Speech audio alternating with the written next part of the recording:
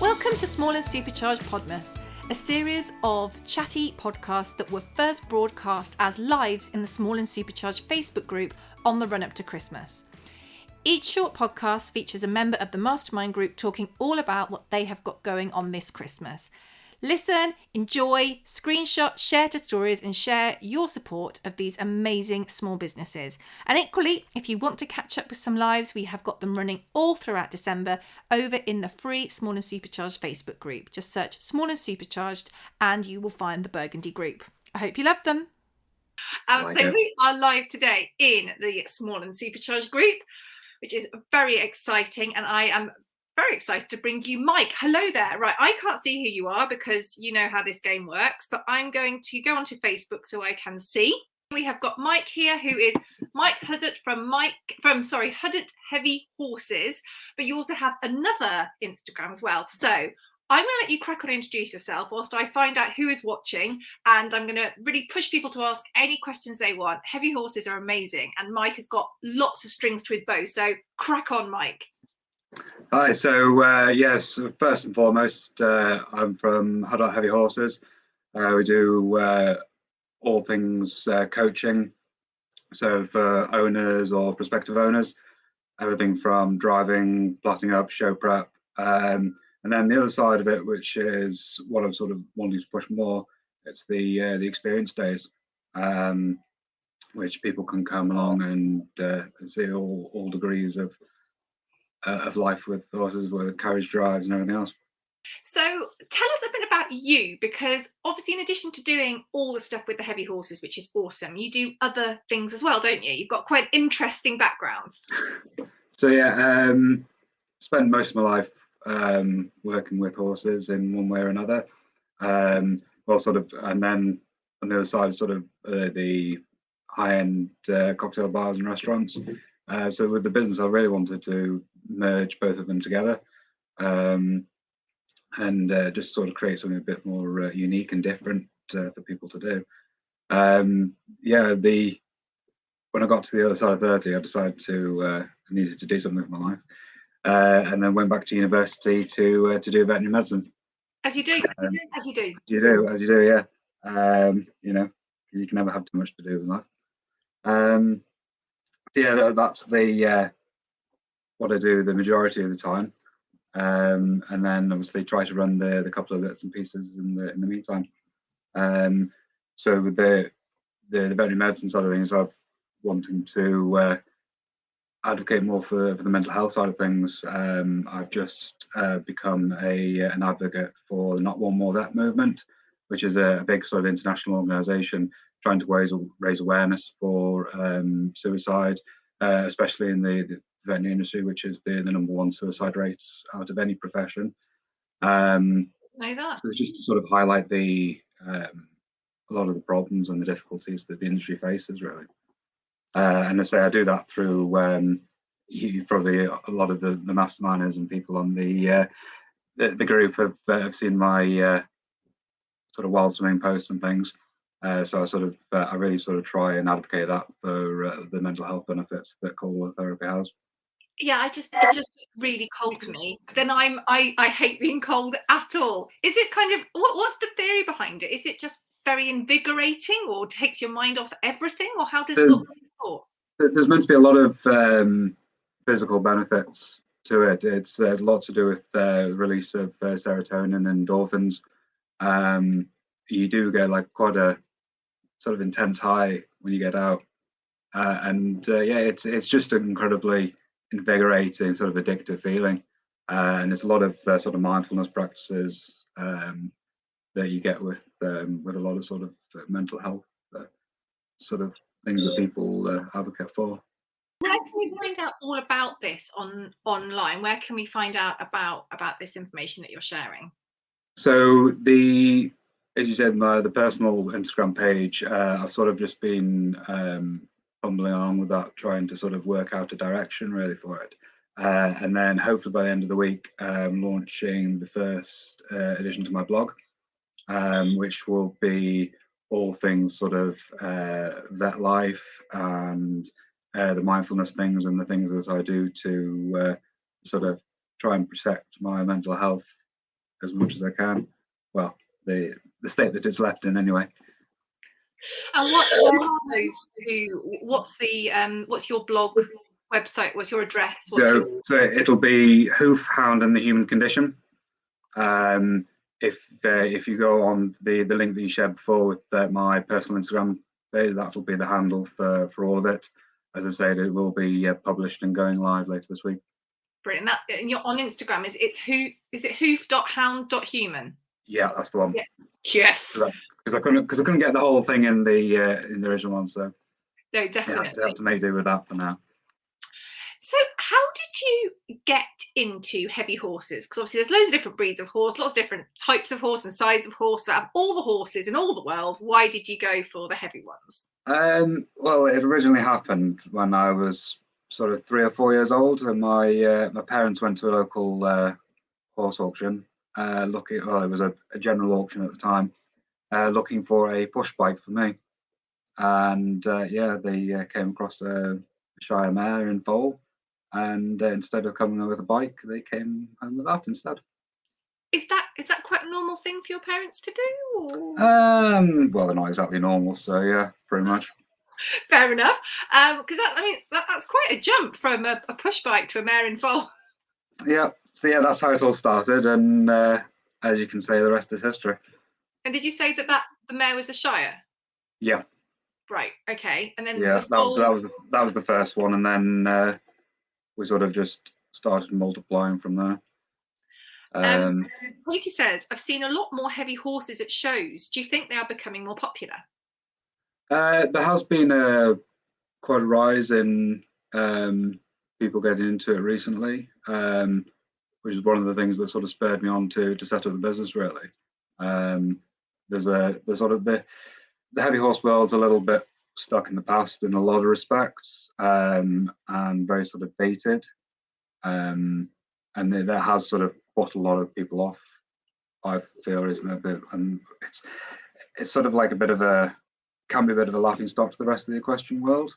So I mean, a lot of things sort of need to be done, but sort of I wanted to just try and sort of pass things on to people, really, and really sort of push it to a wider audience and a sort of a younger audience as well. Needs to be a lot more sort of young blood coming into the heavy horse world, to be honest. So how many horses have you got now? We're down to 3 at the moment. And are they all Shires? Yes. Okay. And when you're saying about kind of modernising it or making it more accessible or perhaps breaking down those barriers, in what way do you mean? What would you like to see from heavy horses? Would you like to see them more integrated into more mainstream? Obviously, I know they're never going to make the speed eventing and things like that, but what would you like to see? It's more the modern practices and a lot of the equestrian, the rest of the stuff in the equestrian world. Sort of, I want that more filtered down into the heavy horse world in terms of, as I say, especially the practices and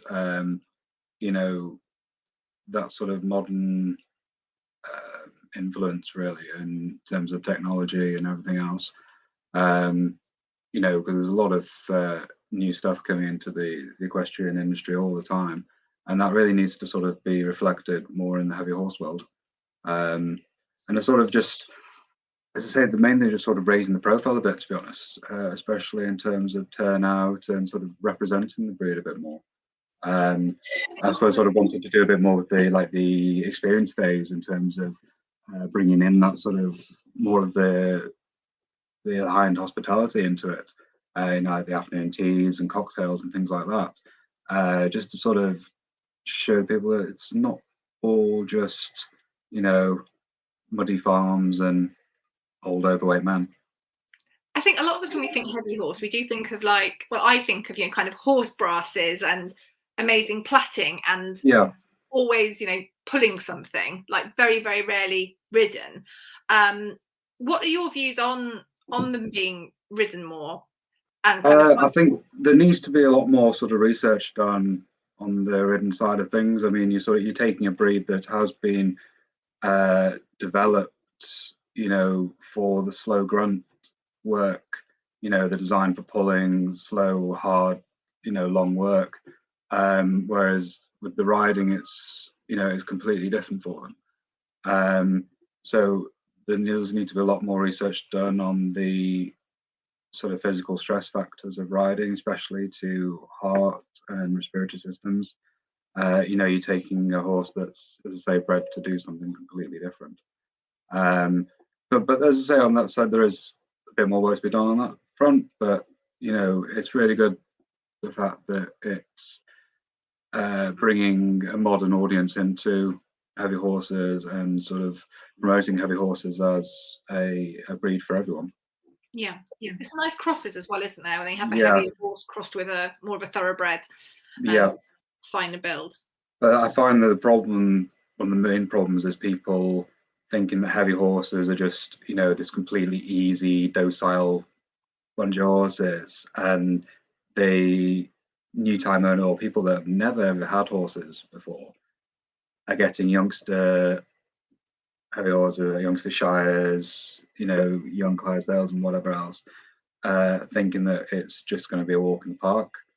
And they're just like any horses, they have their moments, and it's a lot more horse to have a moment with. A lot of things can go wrong. It's just like any horse, really. So it's just sort of making people a bit more aware, and the fact that just because they're heavy and they've got that sort of quite calm, docile temperament a lot of the time, but they still need the work and they still need the groundwork to get the best out of them. Really. And Katie says, I tried to think of your shoeing bill. Yes. Yes, well, that does vary quite a bit, sort of on area. At the moment, we're paying sort of 250 quid a set, which is one of the reasons why I wanted to. Oh wow! Get them to start paying for themselves, really. Yeah, definitely. And do you think as well, by doing things like the experience days that I know we're about to talk about, it does help people to learn more about them? Because, as you say, if they are associated with things that most people don't have contact with, so most people don't have contact with people who have big heavy horses that work ploughing and the more traditional things, then you can get the I don't know, the wrong impression, I guess, can't you? Yeah, very much so. As I say, it does need a lot of young blood coming into it, especially on the driving side. I mean, like, driving can be so much fun, but people just think of farm vehicles and things like that. And don't get me wrong, I do it. That's how I started out doing the driving and everything, was the agricultural displays and everything. But there is a whole world to it, and it is just as complicated and just as much skill driving horses as it is riding them, because you're using far less aid. You've riding, you've got your body weight, your body position, your legs and everything else, but with driving you've literally just got your reins and your voice, and obviously using your whip as an extra aid as well, but just to a lesser extent. So talk to us about your experience days. What are you planning to do? What are you planning to offer? How can people get involved with those? So far, I've just had the sort of what I'm calling the ultimate modern experience, which is you're all singing, all dancing, full day, including carriage rides to a local pub, which is sort of about 3 miles up the road. So it's a nice big drive through Cheshire countryside. And then on return, you got like a cocktail masterclass and grazing boards. There is also now the option to have a sparkling afternoon tea, which is just rolling out now. And then I've just launched the Festive experience days, which we've just got a new ride stray, which is all kitted out in nice, lovely wooden benches in the back, which I've lined with sheepskin rugs, fleeces, and then there's full blankets to keep it all warm, because as I said, the temperature is dropping drastically here at the moment. And then obviously mulled wine to go, and then on return there's either choice of the grazing boards or afternoon teas. That's awesome. And I guess the great thing is that it works for horsey and non-horsey people, just people who love horses versus exactly. So we obviously the coaching side of it for people with the horses or thinking about getting the horses, but then we have got sort of like an amalgamation of sort of like the coaching and the experience days, which we do like a show day simulator, come and have like a complete show day from start to finish, sort of people that want to know a bit more, or either they're sort of maybe thinking about getting into it, or just seeing the horses at the shows and thinking, oh, I'd love to have a go at that. That sort of gives them the chance. And then we've got like an intro to driving day as well. So people come, they have the, coffees and light bites and things in the morning. And then it runs them through harnessing, how to put the horse to the vehicle, everything like that, and then the driving itself. And then obviously bringing all the fun bits like the drinks and the food in afterwards. Oh, wow. So there really is something for everyone. Exactly, yeah. And a great way for people to get a bit sort of, even if they, like a first introduction, just going up and being involved with them and then getting involved in more of like a social aspect could perhaps lead on to other things as well, because they are very impressive beasts. How big are your three? The two geldings we've got are one's 18.2 and the other's more 18.3, but they look pretty similar together. So they're that. And then I've got the youngster. She's 3. She's proving rather popular on Instagram at the moment. Every time I post her, it's like hundreds of likes, and then I post anything else, it's like 20, 30. So yeah, she's 3 going on 4 now. Just currently breaking her to drive at the moment, and she was a bit stunted at birth. She was quite ill when she was a foal, so she's only about sort of 16.2 at the moment, 16.3. Depending on whether she's slouching or not. But yeah, she's very cute and proving very popular with clients and everything else. How long do they continue to grow for? Because bigger horses can take a while to reach their full height, can't they? Yeah, so they're not much longer than average horse. It's still sort of developed, and and the growth plates are closing and joints are fully developed. So they say she's just been currently lightly broken at the moment, and she may have a foal in the next year or so, depending on what I want to do with her. Alison says, can you run through the prices for the festive experience days? I got a bit confused when I looked on the website. Right, so yeah, I think I need to do a bit of sort of organising on that front. It was just a quick to sort of get something up, at least for people, because I had a couple of interests the other week, so I just wanted to get something up. It's basically £75 per person, adult-wise. That includes pretty much the full afternoon, all the food, all the drink and everything else, which is included in the price. So that's your mulled wine, and then choice of beers, wines, or sparkling wine. And then there's obviously the choice of extra cocktails and bottles of things afterwards. And then for children, I've basically said that under 6s are free. And then rest of the children over that, I may raise the age, to be honest, on the free side of it. But as a general rule, sort of older children, around about sort of £25, £30 mark. I've put it up as 30, but I say I'm going to be dropping everything down till the end of this week for Black Friday anyway. So yeah, so children, £30. Obviously, because they're not going to be having the alcohol. But as I say, it should be on sale later this week anyway. Brilliant. And what about if people want to come along and do a show day or have a driving day? Is that all on your website as well, or can you tell us a bit? Yeah, so basically what I've said with the coaching and stuff like that, it's all really bespoke. It really just depends on what they want to do. It can either run on like an hourly, half day or full day rate. But as I say, it just literally depends on what they do. If someone just wants to come and have a quick go at platting up, it's a bit different to like a full day of teaching them how to drive for the first time. Yeah. So literally all it takes is just a quick email or drop us a message on either of the social platforms, and we can go from there. I had wanted to do like more like a proper ticket system, but Squarespace is playing up a bit at the moment. So what I've just done is like a basic, just buying the ticket from the store on the website, and then just dropping me a message or on the comment box when you're checking out, just sort of what date you want them to come. Have you, since you've been doing this, have you noticed a bit of a change in the way that heavy horses are viewed or people's interest in them? Or do you think you've kind of got a long way to go, or do you think that it's starting to have a bit of a change? No, I think it's going to be a long time thing, really. It's very much sort of set in its ways a bit, but getting a lot of interest from new people coming into it, and had some really good feedback from people that have come so far, and had a really good sort of intro to driving day with a couple of clients. I think it would have been a few weeks ago now. And they're absolutely raving about it for ages. Especially the food. I mean, the food and drink side of it's been really popular, which is sort of like a celebrating local producers and local suppliers, because everything I get's within like a 30-mile radius of our base here. Oh, amazing. So it's sort of, which is the distance that a horse and vehicle can travel in a day.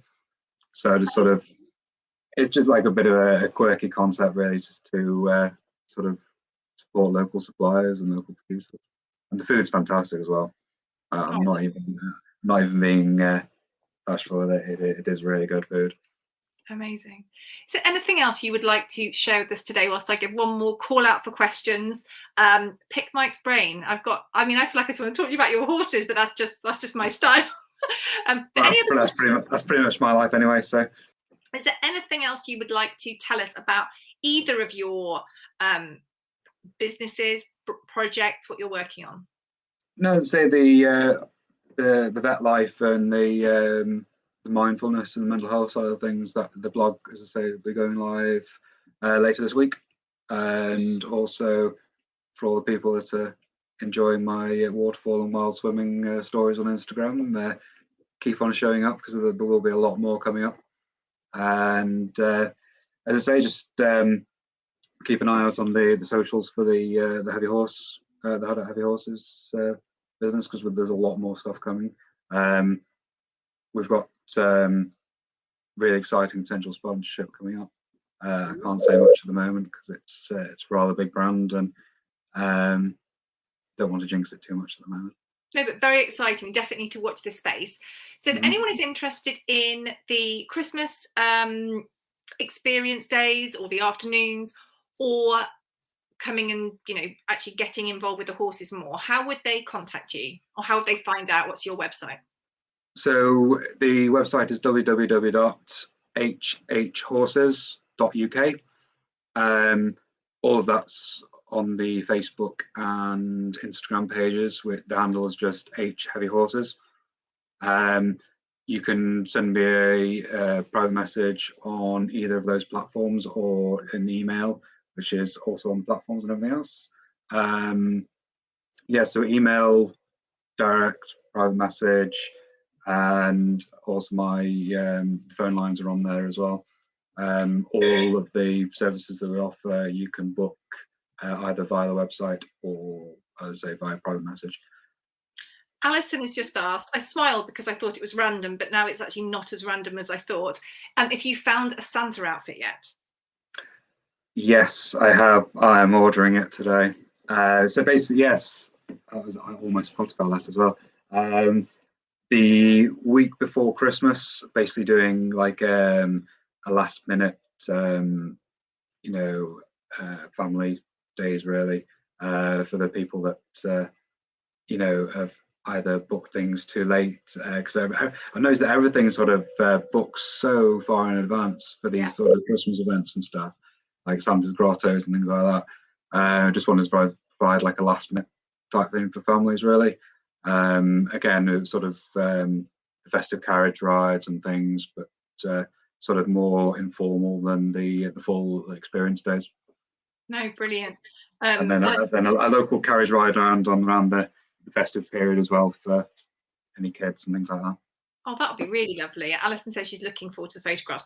No, you're absolutely right. The Christmas things, I've been looking around the last, probably a couple of weeks. Admittedly, that does sound like I've left it far too late, but I think with all the uncertainty in the world, you are a bit about booking particularly really expensive things. I've been looking at I was looking at a train ride and it was hundreds. I was like, nope. Yeah, so I'm always so last minute myself, especially with obviously with the amount of things that I've got going on at the moment. Everything suffers because I'm just sort of like, oh, I better launch that. So that's why there's a few little sort of teething problems with the booking side of stuff and making sure I've got the information coming across. But then if people can reach out to you with any questions they've got, or yeah, exactly. Okay. As I said, the message lines are always open. Any questions, even if you're sort of thinking that, oh, I'd like to do such and such, but I'm not sure whether that's right for me, or I'm not sure whether I'm on that level yet, or everything else, just drop me a message. Everything that we do can be completely tailored to whatever you want. So even if you sort of fancy the idea of some of our coaching or some of our experience days, but sort of want it a bit more tailored to you in terms of, I'd rather not do that, but I'd rather have that put in as well, we can do that for you. Brilliant. Thank you very, very much for joining us today, Mike. It's been thank you. Really fab, and I can't wait to follow both of your accounts and your various ventures and your horses as well, obviously. Thank you so much for coming today. Thank you. Take care.